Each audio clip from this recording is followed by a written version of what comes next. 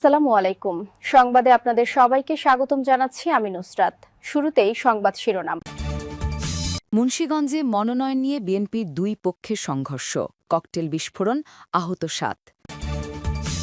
এদিকে নিষিদ্ধ আওয়ামী লীগের ষড়যন্ত্র ঠেকাতে প্রস্তুত সরকার। এরপর থাকছে মেডিকেল বোর্ড সবুজ সংকেত দিলেই ঢাকায় আসবে এয়ার অ্যাম্বুলেন্স। সর্বশেষ ভারতকে বাদে বাংলাদেশ, চীন সহ কয়েকটি দেশ নিয়ে আলাদা জোট করতে চায় পাকিস্তান।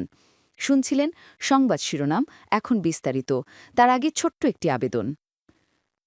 একবার চোখ বন্ধ করে ভাবুন তো, যে দেশ একসময় নিজের টাকায় পদ্মা সেতু বানিয়েছিল, যে দেশ প্রথমবারের মতো মেট্রো রেল, বিদ্যুৎ, ডিজিটাল কানেকশন পেয়েছিল, সেই সময়টার নাম শেখ হাসিনা যুগ। হ্যাঁ, হয়তো সমালোচনা ছিল, কিন্তু তখন ছিল উন্নয়ন, ছিল দিক নির্দেশনা, ছিল আশা। আর এখন ইউনূস সরকারের নামে চলছে নতুন অধ্যায়। বলা হয় তারা আনছে গণতন্ত্র, বাক স্বাধীনতা, ভোটাধিকার। তবে প্রশ্ন থেকেই যায়, উন্নয়ন না স্বাধীনতা, কোনটা আজ আপনার কাছে বেশি গুরুত্বপূর্ণ? যদি আপনি মনে করেন শেখ হাসিনার সময়টাই ছিল ভালো, তাহলে নিচে লিখুন, জয় বাংলা, জয় বঙ্গবন্ধু, শেখ হাসিনাকে আবারও চাই। আর যদি বিশ্বাস করেন বর্তমান সরকারের নীতি দেশকে এগিয়ে নিচ্ছে, তাহলে লিখুন, সময় এখন পরিবর্তনের। চলুন বেশি কথা না বাড়িয়ে বিস্তারিত জেনে নিই। মুন্সিগঞ্জে মনোনয়ন নিয়ে বিএনপির দুই পক্ষের সংঘর্ষ, ককটেল বিস্ফোরণ, আহত ৭।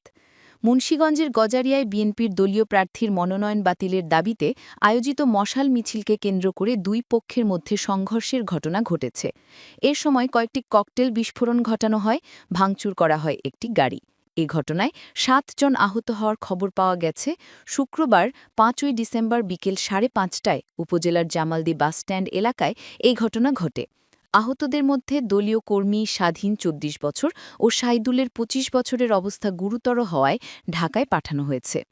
পুলিশ ও দলীয় সূত্রে জানা যায়, মুন্সিগঞ্জ ৩ আসনে বিএনপির মনোনয়ন দেওয়া হয় কেন্দ্রীয় কমিটির সমাজ কল্যাণ বিষয়ক সম্পাদক মোহাম্মদ কামরুজ্জামান রতনকে।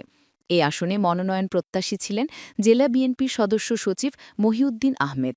শুক্রবার সন্ধ্যায় জামালদি বাসস্ট্যান্ড এলাকায় কামরুজ্জামান রতনের মনোনয়ন বাতিলের দাবিতে মশাল মিছিলের আয়োজন করেন মহিউদ্দিন আহমেদের সমর্থকরা।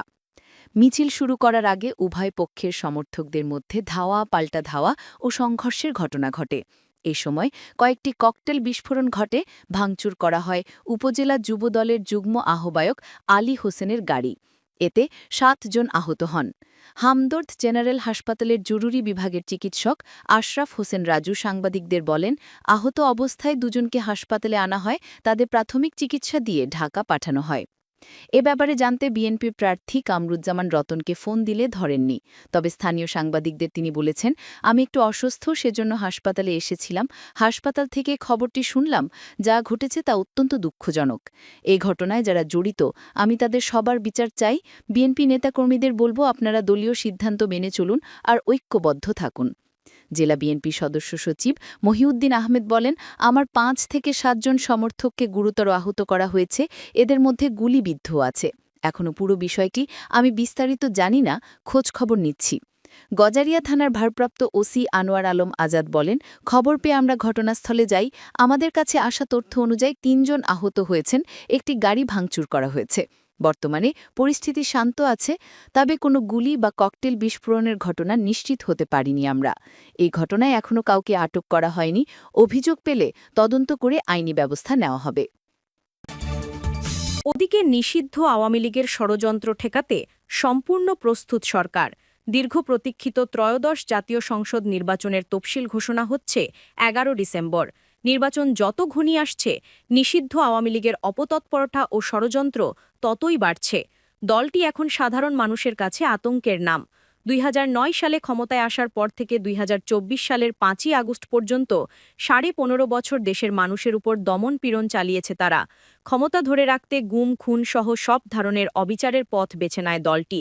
জনগণকে ভোটাধিকার থেকে বঞ্চিত করা হয়। ভিন্ন মতের কাউকে প্রকাশ্যে প্রতিবাদ করতেও দেওয়া হতো না। কিন্তু দীর্ঘদিনের অদম্য ছাত্র জনতার লাগাতার আন্দোলনের মুখে অবশেষে পতন ঘটে ফ্যাসিস্ট শেখ হাসিনা সরকারের। এরপর থেকেই তিনি ও তার দলের শীর্ষ নেতারা ভারতে পলাতক। এমন বাস্তবতায় দেশে আগামী জাতীয় সংসদ নির্বাচন অনুষ্ঠিত হতে যাচ্ছে। তবে পলাতক ও কার্যক্রম নিষিদ্ধ আওয়ামী লীগ নেতাকর্মী বহুল প্রত্যাশিত এই নির্বাচন বানচালের ষড়যন্ত্রে লিপ্ত হয়েছে। সামাজিক যোগাযোগ মাধ্যমে তারা প্রকাশ্যেই নির্বাচন প্রতিহতের ঘোষণা দিয়েছে। যুক্তরাষ্ট্র থেকে সম্প্রতি রয়টার্সকে দেওয়া এক সাক্ষাৎকারে সাবেক প্রধানমন্ত্রী শেখ হাসিনার ছেলে সজীব ওয়াজেদ জয় বলেন, আওয়ামী লীগের উপর নিষেধাজ্ঞা বহাল থাকলে তাদের সমর্থকরা ফেব্রুয়ারির জাতীয় নির্বাচন বন্ধ করে দেবে। তাদের আন্দোলন হিংস্র হতে পারে বলেও হুঁশিয়ার দেন তিনি। গোয়েন্দা সূত্রগুলো বলছে, নির্বাচন বানচালে চোরাগুপ্তা হামলা, আগুন সন্ত্রাস ও সাইবার জগতে গুজব ছড়ানোর চেষ্টা চালাতে পারে পতিত আওয়ামী লীগ নেতাকর্মীরা।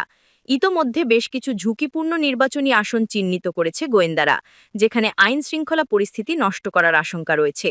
সার্বিক পরিস্থিতি বিবেচনায় রেখে নির্বাচন বানচালে আওয়ামী লীগের যেকোনো অপতৎপরতা প্রতিরোধে সর্বাত্মক প্রস্তুতি নিচ্ছে সরকার।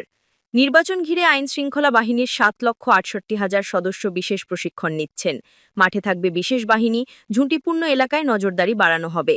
অপতৎপরতায় জড়িতদের শনাক্ত ও গ্রেপ্তারে ইতোমধ্যে মাঠে নেমেছে গোয়েন্দা সংস্থা। আইন শৃঙ্খলা বাহিনীর শীর্ষ পর্যায় থেকে মাঠ পর্যায়ের কর্মকর্তাদের সঙ্গে কয়েক দফা বৈঠক করেছেন অন্তর্বর্তী সরকারের প্রধান উপদেষ্টা ড. মুহাম্মদ ইউনুস। বৃহস্পতিবার মাঠ পুলিশের কর্মকর্তাদের সঙ্গে মতবিনিময়ে আইজিপি বাহারুল আলম নির্বাচন সুষ্ঠুভাবে সম্পন্ন করার বিষয়ে নানা নির্দেশনা দিয়েছেন। এছাড়া 64 জেলার এসপি ও প্রায় সব থানার ওসিদের রদবদলের মাধ্যমে পুলিশ বাহিনীকে নতুনভাবে সাজানো হচ্ছে। আওয়ামী লীগের ষড়যন্ত্র মোকাবিলার প্রস্তুতি নিয়ে জানতে চাইলে আইজিপি বাহারুল আলম যুগান্তরকে বলেন, দেশের মানুষই তাদের প্রতিহত করবে, তাদের আমরা পরোয়া করি না। আইন শৃঙ্খলা বাহিনীর একাধিক কর্মকর্তা জানিয়েছেন, নাশস্তা প্রতিরোধে কঠোর অবস্থানে থাকবে বাহিনী। দেশের সব ঝুঁকিপূর্ণ কেন্দ্র সিসি ক্যামেরার আওতায় আনা হবে। নির্বাচনের আগে বেহাত হওয়া সব অস্ত্র উদ্ধার ও সামাজিক মাধ্যমে বিদ্বেষমূলক অপপ্রচার রোধে বিভিন্ন পদক্ষেপ নেওয়া হচ্ছে। অপপ্রচারের জবাবে কাউন্টার ন্যারেটিভ প্রস্তুত করে প্রতিটি বিভাগ বা সংস্থার মুখপাত্র প্রকৃত তথ্য জানাবেন। পুরনো ছবি ভিডিও ব্যবহার করে পরিস্থিতি উত্তপ্ত করার চেষ্টা প্রতিহত করতে সাইবার ফরেনসিক দল কাজ করবে। অপরাধ বিশেষজ্ঞরা বলছেন, দেশে তন্ত্রমন্ত্র সন্ত্রাসী কার্যক্রম ও প্রকাশ্যে হত্যাকাণ্ড বন্ধ না হলে পলাতক আওয়ামী লীগ এর সুযোগ নিতে পারে। ঢাকা বিশ্ববিদ্যালয়ের সহযোগী অধ্যাপক ড. তৌহিদুল হক বলেন, নির্বাচনী প্রচারণার শুরুতেই চট্টগ্রামে গুলিতে একজন নিহত ও আহত হয়েছেন।